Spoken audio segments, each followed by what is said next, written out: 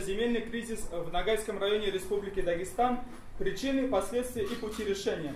В конце мая по социальным сетям, то есть это не официально опубликованный документ, но распространилась вот такая информация, что был принят такой-то протокол за этим номером, за этой датой. В протоколе описано обсуждение вопроса по приданию статуса, установлению границ и передачу земель из собственности Республики Дагестан, собственность вновь образованных муниципальных образований, застроенных территорий, образованных на территории отгонного животноводства, в том числе Ногайского района. Решено Минимуществу Республики Дагестан совместно с муниципальными районами, слушайте перечень, Акушинский, Боклевский, Гергебильский, Гунивский, Цунтинский, Шамильский, определить перечень застроенных территорий и присвоить им наименование. А Минюсту РД подготовить проект закона о придании статуса наделенным соответствующим статусом. Следующий, покажи слайд. Вот. То есть представителей Ногайского района там не было. Ни администрации, ни общественности. Вот приняли такое одиозное решение. Среди ногайского народа прошла волна такого возмущения. Что это за документ? Что хотят сделать, да, с землями, где исторически ногайцы жили? Вы видели, 250 лет там ногайцы. Вот это то, что есть подтвержденные именно картографические данные. По письменным источникам там вообще 500 лет. Один из юртов был ногайских там все время. И получается вопрос, что же там хотят сделать, да, с ногайскими землями? Следующий слайд. Решили провести съезд 14 июня, да, Ногайский съезд, где будут представители всех регионов. Через некоторое время, после объявления этого съезда, пришел вот такой документ, что этот протокол приостанавливается. И к тому и этому протоколу есть претензии. Там отсутствие здесь подписи, там печати и так далее. Какие-то непонятные действия происходят, и народ не в курсе, народ встревожен. Потому что есть ощущение, что непонятно каким образом хотят район то ли дело разделить, то ли дело что-то еще сделать и так далее. И вот этот вопрос мы сегодня будем обсуждать. Проблематика сейчас конкретно обозначит нам представитель, да, вот оргкомитета, депутат местный Ногайского района, Рустам Адильгиреев, который нам сейчас расскажет сложившуюся ситуацию в районе. Вот, Рустам Ахай, пожалуйста, расскажи ситуацию. Всем салам алейкум. Ну, в общем, вот наш Темирхан в целом описал картину. Он даже очень в историю зашел далеко. И как наша вот территориальная целостность, да, менялась за эти годы. Сегодня с чем мы сталкиваемся? Мы столкнулись с тем, что Ногайский район, который на сегодня составляет около 900 тысяч гектаров, вот, находится перед таким фактом, да, что его хотят раздробить, раскроить. И все это происходит без ведома нашего населения. Население ни о чем не знает. Ногайский район, который состоит из 900 тысяч гектаров, из них 600 тысяч, так называется, землями отгонного животноводства, находятся в пользовании как земли отгонного животноводства. Землями отгонного животноводства они являются уже с 90-х годов. И вот, к сожалению, вот мы сейчас на сегодня начинаем уже копаться во всех этих документах, и мы узнаем, что уже Дагестан всякими путями им придал, во-первых, статус земли отгонного животноводства. Как некоторые наши юристы говорят, чего нету в федеральном законе нашей страны. Последняя чаша, последнюю каплю, вот этот протокол и наполнил. 10 мая 2017 года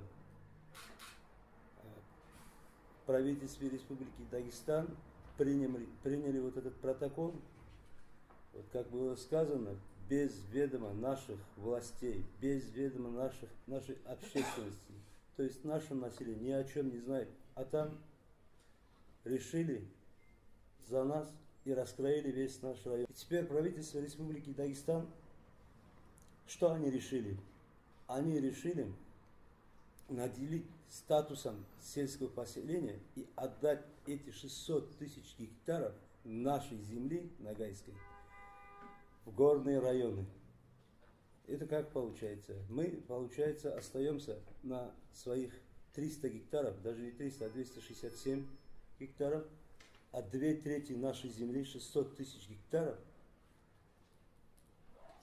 они хотят разделить между остальными горными районами, которые были вот в этом протоколе. На сегодня в нашем районе 20 тысяч населения, а вот на этих 600 гектарах от силы 1500 людей. Это вообще ни в какие рамки, никакой логики там не преследуется. Непонятно вообще политика Дагестана. О чем это? И все это время, когда вот эта земля, пока эта земля находится в пользовании как земля отгонного животноводства, налоги в наш район не поступали. Наш район как бедствовал, так и бедствует. Из года в год эта проблема была. Из года в год люди говорили, да, эти земли, что с ними творится, кто их контролирует. И вот до чего мы дошли. Не было никакого контроля. Кто должен был следить за тем, чтобы там не оказались незаконные строения? Или это была целенаправленная политика? Вот непонятно, да? Вот. Мы хотим провести съезд, собрать нагайцев, кому интересна судьба, кому интересна земля нагайская, кому не безразлично, чтобы все собрались, чтобы мы решали судьбу своей земли, судьбу своего народа. Вот у нас еще гость с Нагайского района, Мурат Акай. Вот хотел вам вопрос задать. Вы давно в этом вопросе как бы изнутри знаете, да? Хотел сказать еще раз про масштабы, да, отгонных. Вот 2/3. Получается, там десятки и сотни отгонных уже хозяйств. Какая ситуация там? Сколько населенных пунктов планируется, да, легализовать? Суть вопроса в чем? Их законодательные акты Республики Дагестан сегодня противоречат законодательным актам Российской Федерации. Если мы все, значит, граждане России, эти законы должны распространяться, то есть прерогатива федеральных законов должна быть. Поэтому опираясь на эти законы, уже принятые в России, мы опираясь на эти законы, именно ставим. Да, мы же не говорим, что вы ушли там, мы хотим организовать автономию. Абсолютно нет. Мы даже не говорим, что мы хотим куда-то присоединиться к какому-то субъекту. Мы говорим следующее. Приведите свои законы в соответствии с федеральными законами. И исполняйте их. Да, и все. И вот один был такой юрист, как его фамилия, ну, я не знаю, как его отчество, извините, конечно. Он говорил когда-то в свое время, что законы, говорит, святые, но исполнители, говорит, супостаты. Вот эти земли порождают проблемы и экологического характера, политико-правового характера. Есть еще там чисто криминальные какие-то элементы в этих степях. Там же никто не контролирует, ни паспортного режима, кто там живет, мы не знаем.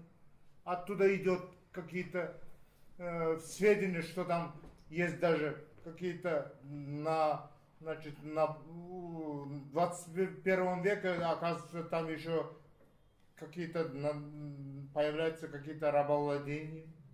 Ну это же все это же знает руководство Дагестана. Мы не говорим, что это дагестанский народ плохой или другие народы плохие. Мы говорим о неправомерных действиях руководства Дагестана. Вот и все. И мы проводим это не из-за того, что нам делать нечего, да, этот съезд. Вот у нас и появляется через лет 5, через 3 года. Вот мы приостанавливаем, потом опять начинается. Мы не националисты, но мы хотим сохранить этот район, как хотя бы один район в национальном составе Дагестана. Адлер, скажите, пожалуйста, вы нагаец с Карачаево-Черкесии. Как там оценивается, да, вот эта ситуация с Нагайским районом? Вопрос там информированности, поддержки, вот эти моменты. Раскройте, пожалуйста. По поводу информированности. многие ребята очень с болью воспринимают любые процессы, которые происходят на территории Ногайского района Республики Дагестан. Я хочу сказать, что есть актив какой-то определенный, который общается с ребятами. Сейчас, Аллах шукр, этот интернет появился, и теперь вся информация очень быстро доходит до людей. Но проблема в том, что эта информация доходит только для людей, которые пользуются интернетом. То есть это определенное количество молодых ребят, которые общаются с ребятами из Дагестана, или учились, или там учатся сейчас, и вот это все распространяется в этом плане. Потом они могут какие-то определенные вещи рассказать другу, соседу, брату и так далее. Но массово, чтобы кто-то знал о проблемах не только Ногайского района Республики Дагестан, а вообще о проблемах ногайцев где-то, будь это в Астрахани, будь это в Чечне, будь это в Ставропольском крае, у нас такого нет. Газета наша работает на Карачаево-Черкесию, то есть на кубанских ногайцев. Телевидение наше то же самое.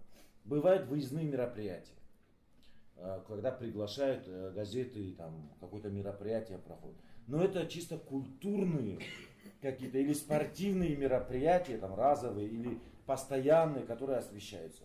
Но нет ни одного источника, средства массовой информации, который бы в общем рассказывал о всех ногайцах. Чтобы можно было взять газету или открыть пультом найти какой-нибудь канал и видеть, услышать. Не только молодые ребята, старики, среднее поколение. И вот, мы сейчас столкнулись с такой проблемой. Многие говорят, Бельмейдлер, не знают, вот в этом ауле не знают, в этом ауле не знают. Дело в том, что, конечно, не знают. Для того, чтобы народ знал, необходимо проводить сход граждан и сказать, вот там такая-то проблема. Но вопрос, кто этот сход будет проводить? Я государственный служащий, я вообще здесь не должен находиться сегодня.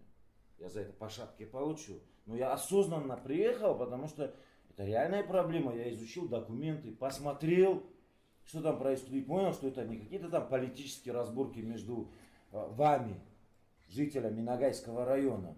Как мне это говорят, что Карспа, не вмешивайся, это их личные дела. Сейчас я говорю, какие личные дела могут быть у ногайцев от других ногайцев? Когда это реальная проблема. А эту проблему мы пытаемся замалчивать. Еще. Где общественные организации? Куча общественных организаций. Не буду их называть, потому что многие из них обидятся. Ну, если надо, я могу и назвать. Вы все эти организации. Где они? Почему они не проводят сходы, съезды? Я скажу почему. Потому что каждый из них хорошо сидит где-то. У каждого кто-то где-то. Какие-то общие вопросы.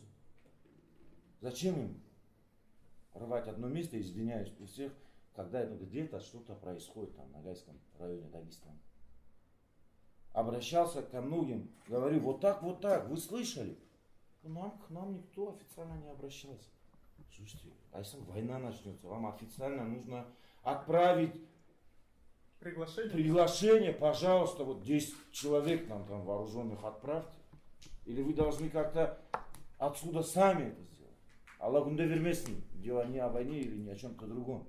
Для этого надо проводить, чтобы кто-то взял на себя инициативу и провел, собрал людей, рассказал им. Этим сейчас у нас в основном молодежь занимается. А молодежь как воспринимается? Мне жил доллар.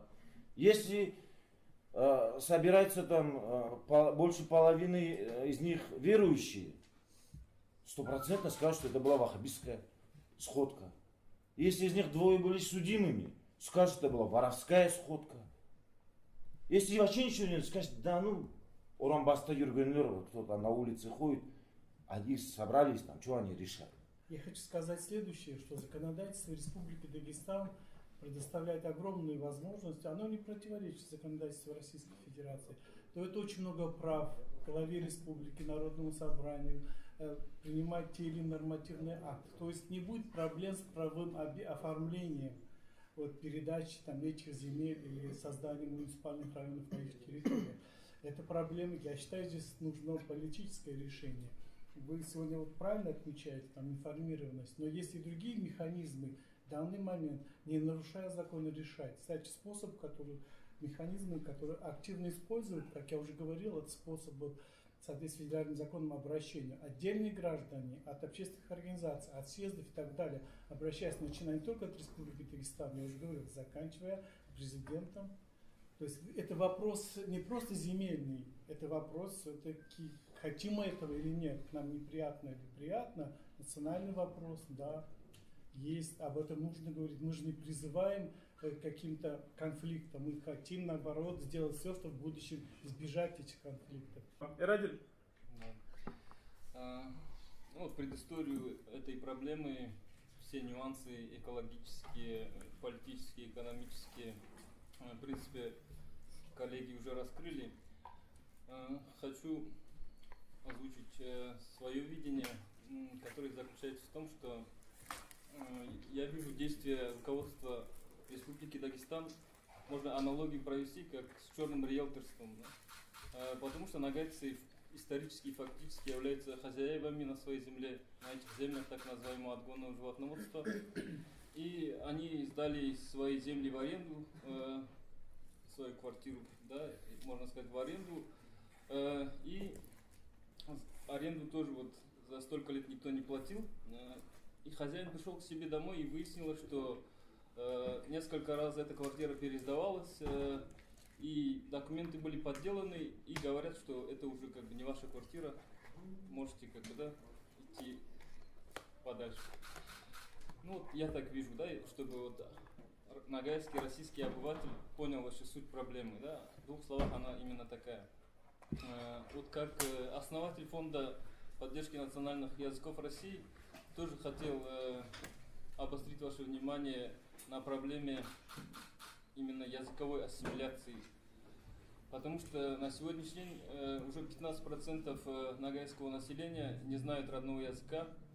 И это в том числе связано вот с этой земельной проблемой, потому что 1/3 нагайского населения выехала за пределы своего ареала проживания, из своей родины, выехала в связи трудовую миграцию, во внутреннюю миграцию в такие субъекты Российской Федерации, как Москва, Санкт-Петербург, Ямало-Ненецкий автономный округ, Ханты-Мансийский автономный округ, потому что нагайцы, простые тружники села не смогли дома найти способ заработать себе на хлеб, прокормить свою семью, и вот из этих соображений им пришлось выехать вот за пределы района.